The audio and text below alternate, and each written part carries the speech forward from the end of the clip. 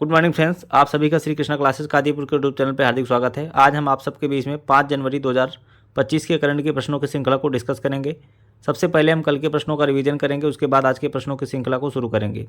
तो कल के दिन का हमारा पहला प्रश्न था, हाल ही में भारत की पहली महिला शिक्षिका सावित्री फुले की कौन सी जयंती मनाई गई? तो इसका जवाब हो जाएगा 194वीं जयंती मनाई गई। किस मंत्रालय ने 2025 को ईयर ऑफ रिफॉर्म घोषित किया है? तो इसका जवाब हो जाएगा रक्षा मंत्रालय।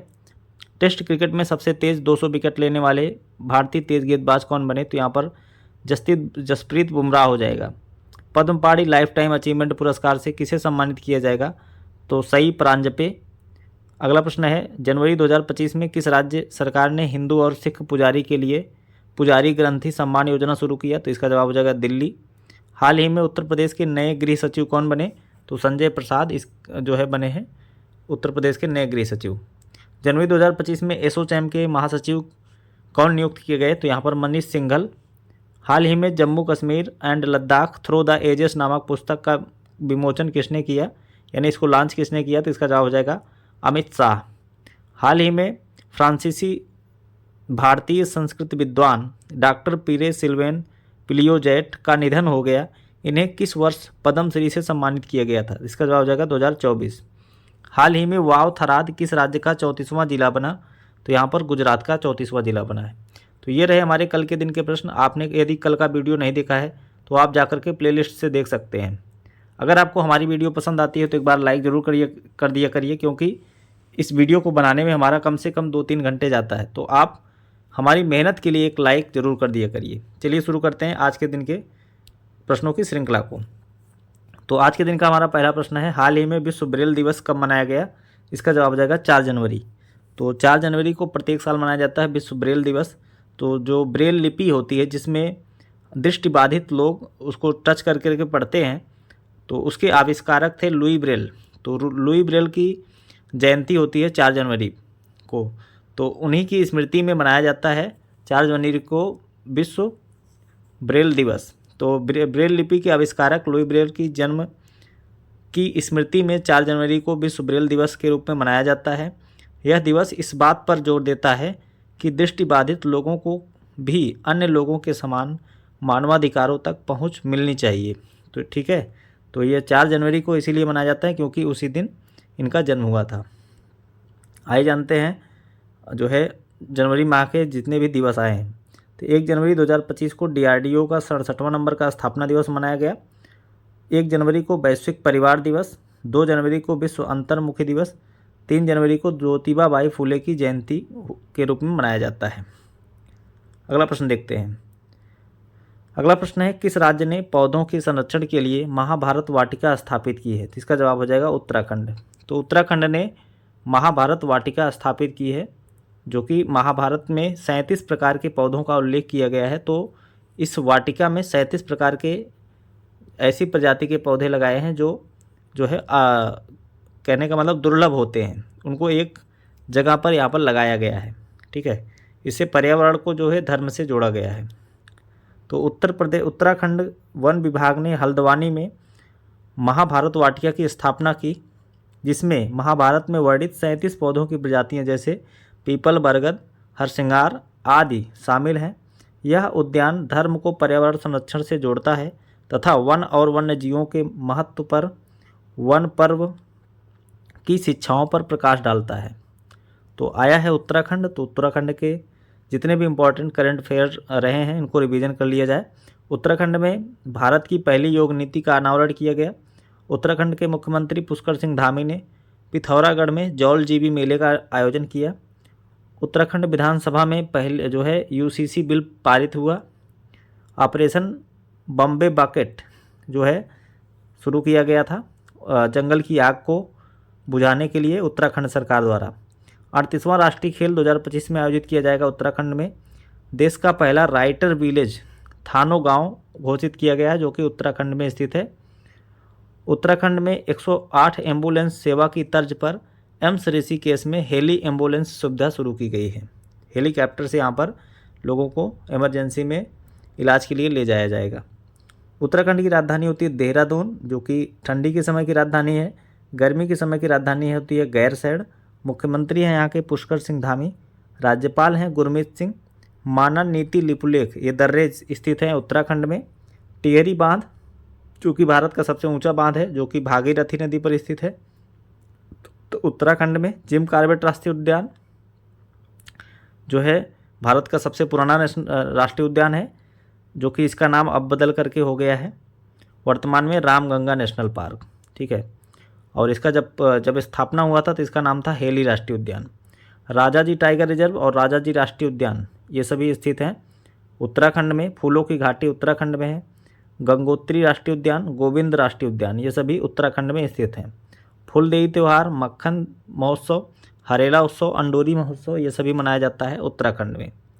आइए जानते हैं अगला प्रश्न।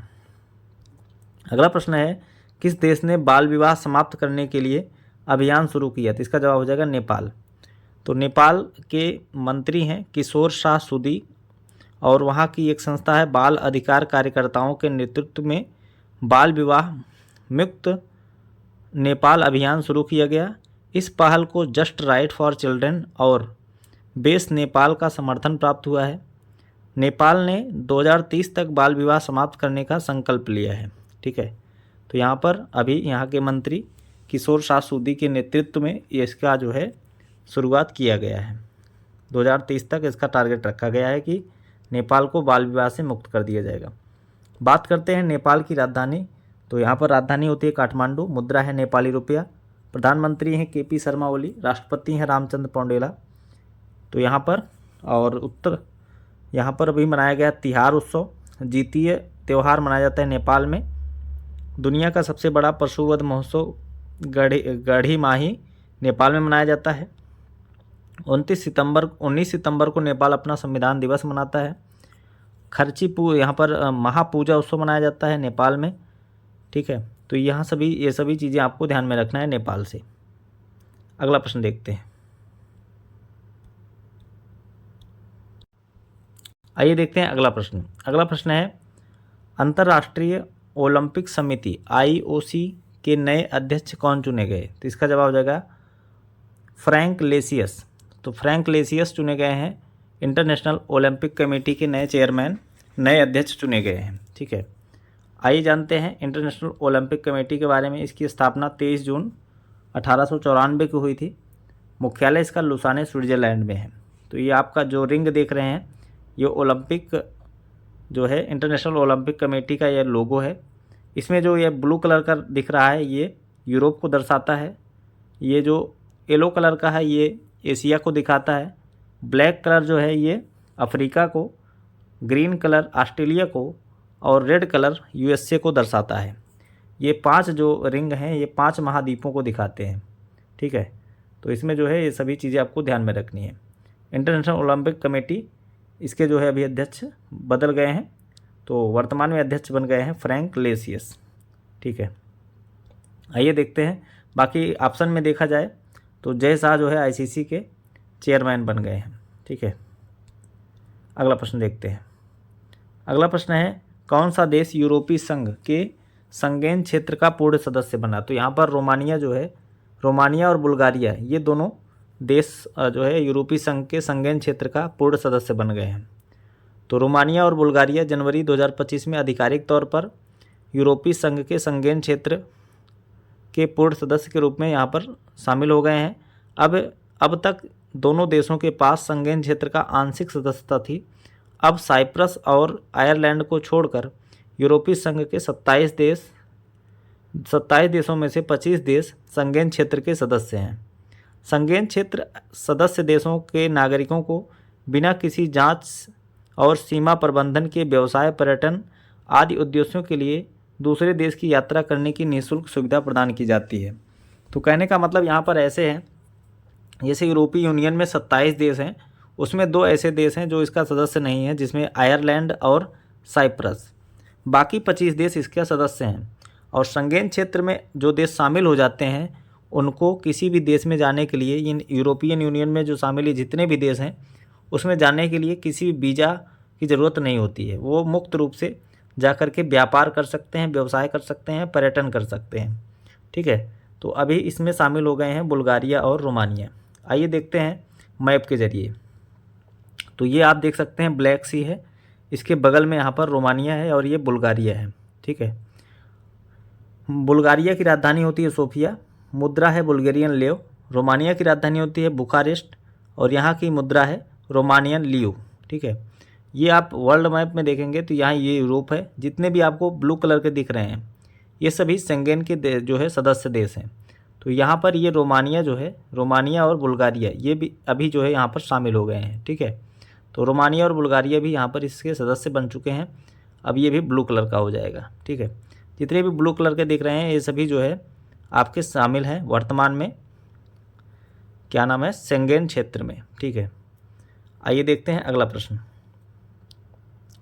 अगला प्रश्न है मृदा प्रदूषण से निपटने और कृषि को बढ़ावा देने के लिए किस संस्थान ने बैक्टीरिया विकसित किया है? तो इसका जवाब हो जाएगा आईआईटी बॉम्बे। तो आईआईटी बॉम्बे के शोधकर्ताओं ने मृदा प्रदूषण से निपटने के लिए यहाँ पर बैक्टीरिया विकसित किया है। आइए अब देखते हैं अगला प्रश्न। भारत की पहली तटीय जलचर पक्षी जनगणना कहाँ शुरू हुई? तो यह शुरू हुई है जामनगर गुजरात में। तो जामनगर गुजरात से शुरू हुई है पहली तटीय जलचर पक्षी जनगणना। तो ऐसी पक्षियाँ जो है जो पानी में रहते हैं, इनकी चोंच लंबी होती है और ये अधिकतर कीड़े मकोड़े और मेढक वगैरह खाते हैं।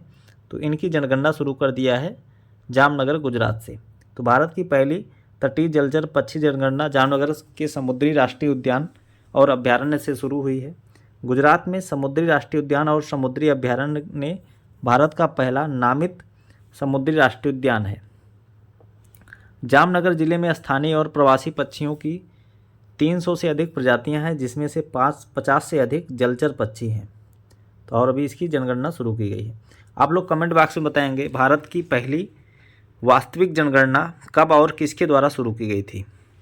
ठीक है, आप लोग कमेंट बॉक्स में बताएंगे। अगला प्रश्न देखते हैं। बाकी गुजरात के बारे में जानते हैं। गुजरात की राजधानी गांधीनगर, मुख्यमंत्री भूपेंद्र भाई पटेल, राज्यपाल हैं आचार्य देवव्रत। यहाँ पर गिर राष्ट्रीय उद्यान, वंसदा राष्ट्रीय उद्यान, मरीन राष्ट्रीय उद्यान और वेलावदार राष्ट्रीय उद्यान। लोक नृत्य है यहाँ का गरबा। बाकी जो सारी चीज़ें अभी हमने कल के वीडियो में रिवीजन कराई थी। आइए अगला प्रश्न देखते हैं। 31वीं राष्ट्रीय बाल विज्ञान कांग्रेस का उद्घाटन कहाँ किया गया? इसका जवाब हो जाएगा मध्य प्रदेश। तो मध्य प्रदेश के मुख्यमंत्री मोहन यादव जी के द्वारा राष्ट्रीय बाल विज्ञान कांग्रेस का उद्घाटन किया गया है। बाकी मध्य प्रदेश के बारे में जानते हैं। मध्य प्रदेश की राजधानी होती है भोपाल, मुख्यमंत्री हैं मोहन यादव, राज्यपाल हैं मंगूभाई पटेल। लोकसभा सीटों की संख्या 29 है, राज्यसभा सीटों की संख्या 11 है। सतपुड़ा राष्ट्रीय उद्यान, वन विहार राष्ट्रीय उद्यान, डायनासोर जीवाश्म, ओमकारेश्वर राष्ट्रीय उद्यान, पन्ना राष्ट्रीय उद्यान, बांधवगढ़ राष्ट्रीय उद्यान, कान्हा राष्ट्रीय उद्यान, पेंच राष्ट्रीय उद्यान, संजय राष्ट्रीय उद्यान, माधव राष्ट्रीय उद्यान स्थित है यहाँ पर मध्य प्रदेश में। कैलाश मकवाना मध्य प्रदेश के डीजीपी बने हैं। सांची देश की पहली सोलर सिटी बनी। नर्मदा लोक अमरकंटक में बनाया गया।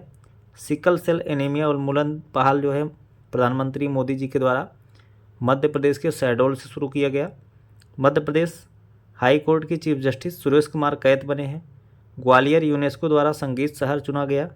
दुर्गावती टाइगर रिजर्व भारत का 54वां टाइगर रिजर्व बना। मध्य प्रदेश सरकार महिलाओं को सरकारी नौकरी में 35% आरक्षण देने की घोषणा की है। ओरछा को यूनेस्को की विरासत सूची में शामिल किया जाएगा। राज्य के कुनो नेशनल पार्क में अग्नि और वायु नामक 2 नर चीते छोड़े गए।